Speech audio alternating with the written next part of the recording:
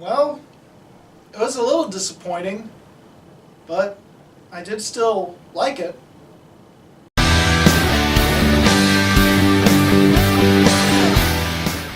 Okay, so The Vanishing claims to be based off of a true story, but we'll get to that a little bit later in the review. The Vanishing is about 3 lighthouse keepers that are, as you'd expect, on an island with a lighthouse, trying to make sure it stays lit during their shift, while they're supposed to be there for probably a couple days or a couple months or weeks. I don't think it says in the movie, or at least I don't remember it saying it in the movie. At first it's pretty normal and they go about their day-to-day business running the lighthouse, when all of a sudden a dead body and a canoe wash up on the shore. When they send one of the keepers to investigate, the dead body is actually still alive. He attacks. They have to defend themselves by killing this crazed man that washed up on the shore. And they find a chest, which they find out later is full of gold. Now people want this chest. Someone's going to come looking for it because there's more people. And now we got a thriller. So I didn't know a lot about this movie going in.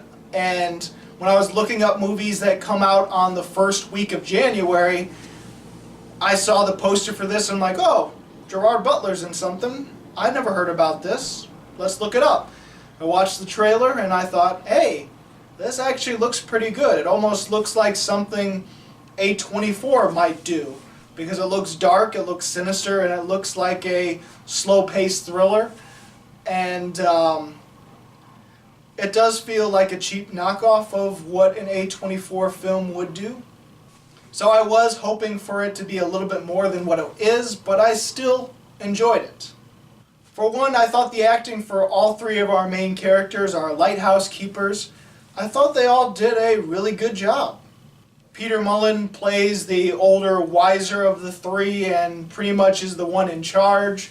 And I thought he was the best out of all of them, not only character-wise, but also acting. Now, Gerard Butler is actually really good in this film too, and it's something that I don't see too often with him. And especially towards the end, when he has to do something completely horrific, and it troubles him and messes with his psyche, it gets pretty intense with him.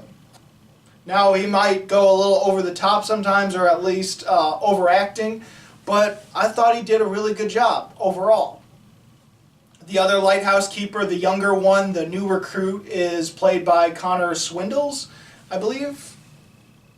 I thought he was good as well, but I thought the other 2 actors were better, but they've probably been around. They've definitely been around longer and probably done a lot more acting.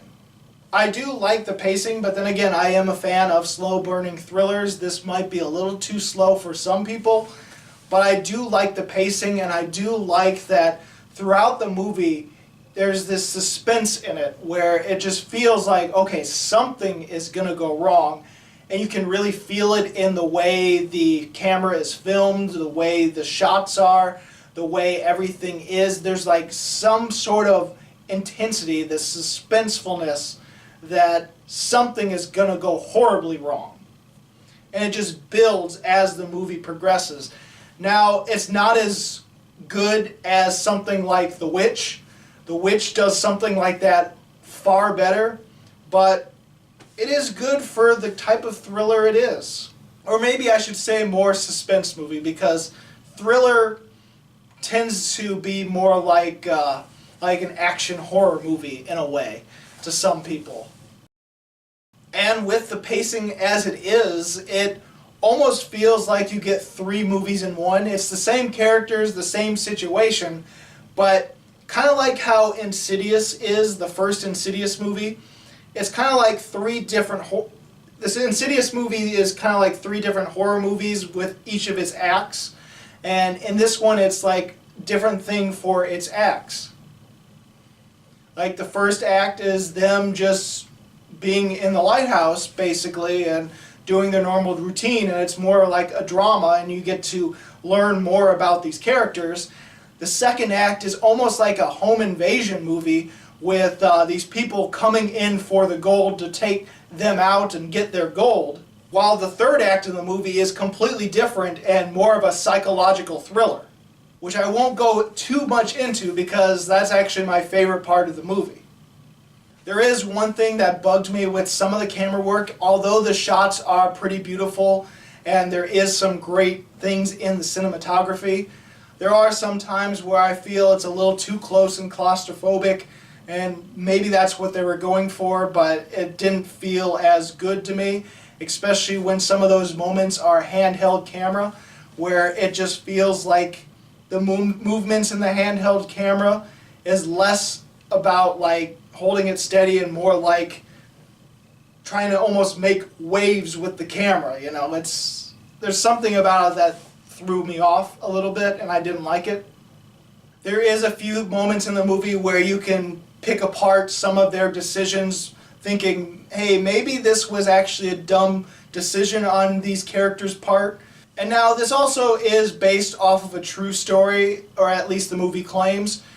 You see, there's a reason why the movie is called The Vanishing, and I feel like it's a stupid title for what it is trying to be. You see, the original title of the movie, I believe, was The Keeper, or yeah, The Keepers.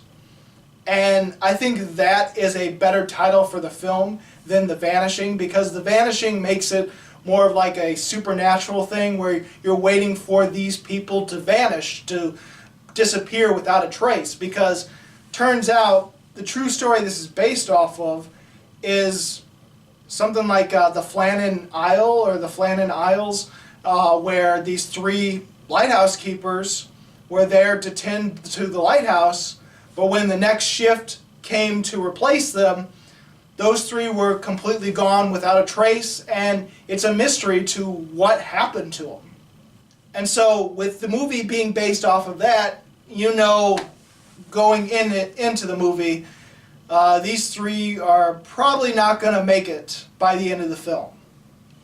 And just doing a brief lookup of the real Flannan mystery or The Vanishing, I came to realize that some of the theories, just from that little article alone, don't match up to what happened in the film. And so I feel The Vanishing is kind of a stupid title for the film, and I'd rather it be called The Keepers, which was the original title. Maybe that is the title in some areas, but in America, in the US release, it's called The Vanishing. So it is a thriller based off of a true story that doesn't really fit the true story it's based off of, but it ultimately feels like a cheap knockoff version of a A24 film. But in the end, I still enjoyed it. I still liked it. It still wasn't as good as what I had hoped it to be, but I'd still give The Vanishing 3 stars.